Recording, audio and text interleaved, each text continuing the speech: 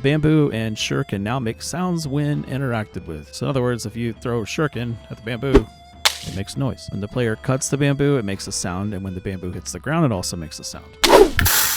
Also, the bamboo are positioned in such a way that the player has to cut them down to get through, which kind of makes it even more interesting, for me anyway.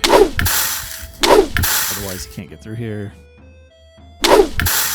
That way, it kind of creates a maze-like effect, but you also kind of have to interact with the maze to be able to get through. So there might be some hidden paths and stuff you have to look for.